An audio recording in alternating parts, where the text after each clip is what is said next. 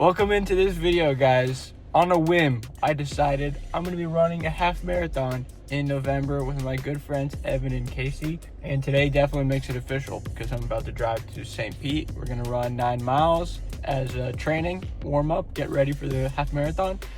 And yeah, man, I'm excited. I'm gonna take you guys on the journey with me. About to drive there right now. Let's freaking get it. Later, skaters. Skirt.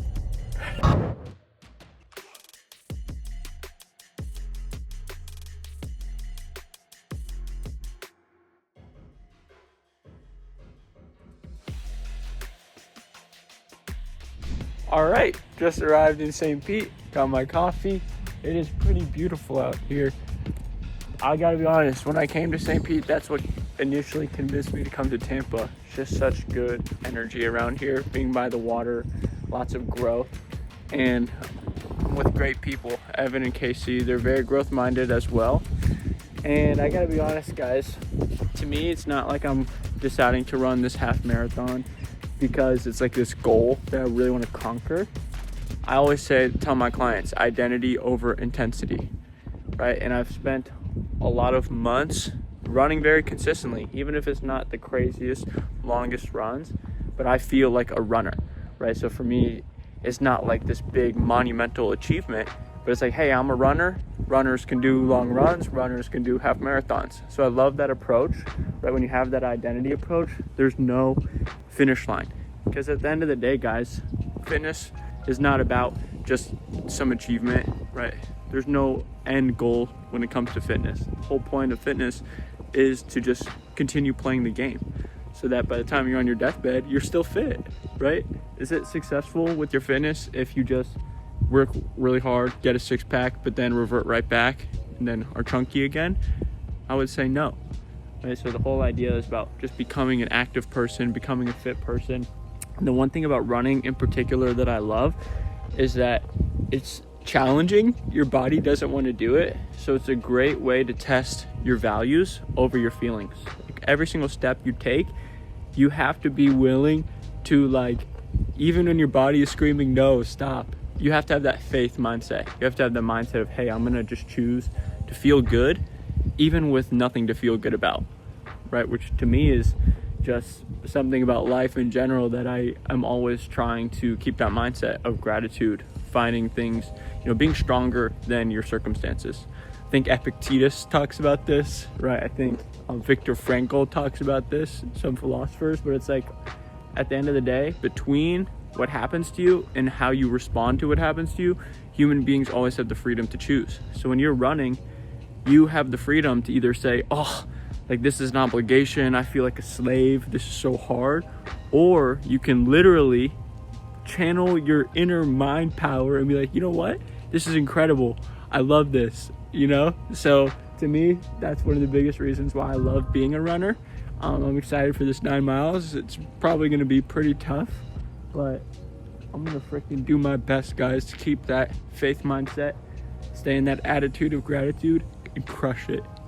And I always have some tricks up my sleeve, like audiobooks, Secrets of the World Class, Think and Grow Rich. I throw those on and just kind of enter the pain cave, and then I just emerge an optimizer. Let's freaking go. Let's get gritty. Beautiful, right, guys? So I'll let you guys know how it goes. For now, gonna sip on this espresso, and yeah, I'll keep you guys posted probably midway through the run or before I get started. Later, skaters. Oh shoot, it wasn't on. I just missed that really good.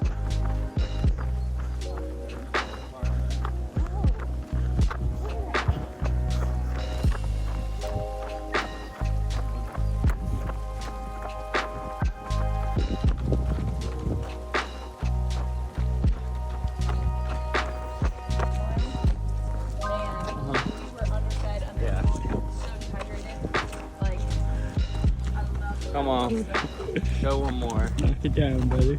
Halfway. Look at that sun.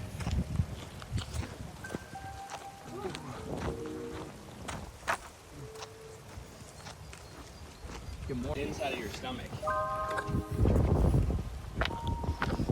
Wow, that, yeah.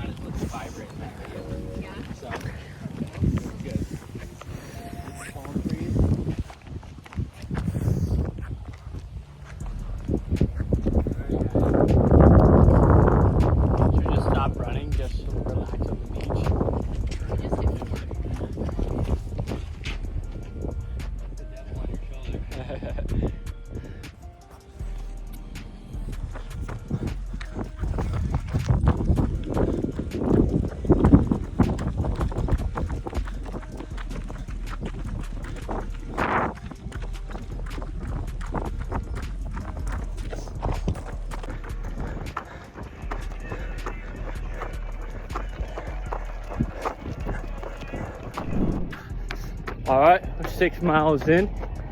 This is where a lot of guys get tired. This is where they want to stop. But I always say these are the gritty miles. The last one or the last two before you finish. Because it's when you really prove to yourself who you are, guys. It's something that you gotta realize. Every single action that you take sends a signal to yourself about who you are. So you can't take any moment for granted. Like literally, if I stopped right now, I would be telling myself, I'm the type of dude that cuts corners. I'm the type of dude that takes the easy route. I'm the type of dude who doesn't want to be the best version of himself. Me personally, I can't tolerate that. I'm on a mission to be all that I can be. So every action matters. Like, nobody's opinion of you is more important than your own. So, you know, when you sell yourself short, right, when you skip your workout, when you eat an unhealthy meal, nobody's gonna know except yourself. You'll know, right? And your opinion of you is more important than any other. So that's why when I say confidence, guys, I'm not talking about, you know, having this sense of bravado. I'm not talking about, you know, being social or charming or being good and you know, with groups of people. I'm talking about how you think about yourself. Because you could have all that, put on the perfect facade that you got it all figured out. But if you don't have that strong, sturdy, loving reputation with yourself, what good is it? Right? That's when I say self-esteem has nothing to do with what anybody thinks of you. It's how you think of you. So that's why these last couple of laps, right, the last mile or two, right, whether or not you eat breakfast in the morning, those actions matter, guys. So you can't take it for granted, right? If you could set up a routine where you're consistently taking those actions to bolster your own reputation with yourself, there's no better feeling, because that compounds. A year, 2 years from now, you could totally transform your self-image. I see that for you. So, identity over intensity. Make every action count. We're on mile number 6. Let's finish strong. Let's get gritty. Later. Let's go. Woo. What a beautiful day.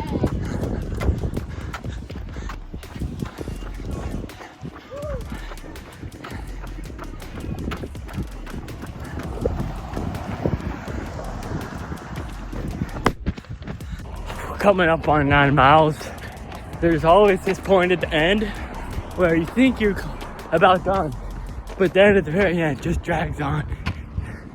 It happens every time. Could be in a gritty workout, could be in a run where you did 85% of the work and you kind of want to just rest. But like, would you rather walk up to the finish line or run to the finish line? Because the truth is, you're gonna be able to rest in a second anyways. So you might as well finish strong, make yourself proud, rather than just cut it short, you know what I mean? Almost there. Gotta keep pushing, guys, let's go. Got a little bit left. Let's go. Come on. Okay, we're still going. All right, we just finished that 9 miles. How you feeling, Case? Great. I'm blessed. Yeah. Definitely sore though. Yeah. Fell in my leg a little bit, my knee. Yeah. Hips. But weather was good. Yeah. And now we have a full day. Yep, we're gonna go to the coffee shop, get banana peanut butter latte, right? Yep. Let's go. Let's It's go. beautiful. Lots to be grateful for. Hell yeah. How's that feel, Evan? Amazing. You look stoic in there, dude.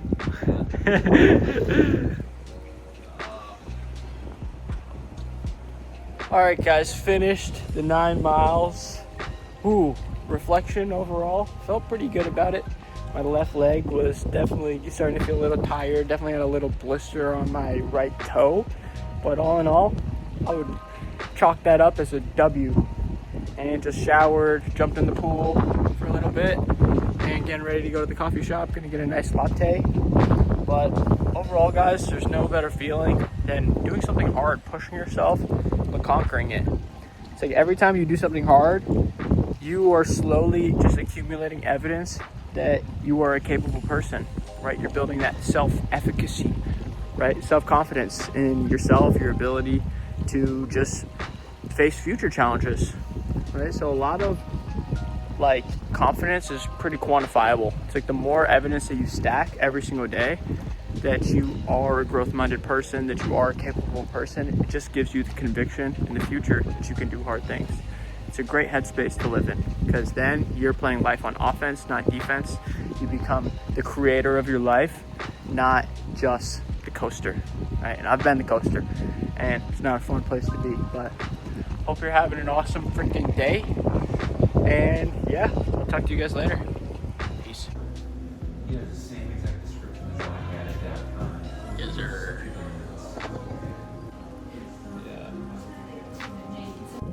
That was a success, guys. Finished the run. I'm going about the rest of my Sunday to do a little bit of regeneration, fill up my cup. When we went to the bagel shop, I got bagel with everything bagel seasoning, avocado, and egg on the bagel. So the reason I did that is I still got all the macronutrients, protein, carbs, and fats. So it's like if you're ever out to eat with friends or you're making a memory, you can still keep those general principles in mind, right? Keeping it as clean as possible, looking for those balanced macros, making sure that you hit your protein goal. So I still keep all those things consistent no matter what. That's not negotiable. Don't never go to a restaurant and order something that is just carbs and doesn't have protein. I would never do that. Okay, so it's like those little standards are really important, that it's just like, hey, there's something that I do, no matter what, I make it work. But yeah, guys, 9 miles, knocked it out. Heck yeah. I think the half marathon is in about a little bit, like I think like 2 months from now. It's in November, and right now it's September, so I'm ready to freaking crush that, guys. The optimized way. An optimizer, a man committed to being the best version of himself. Heck yeah, that's the optimized code of life, baby. But hope you're crushing. Peace.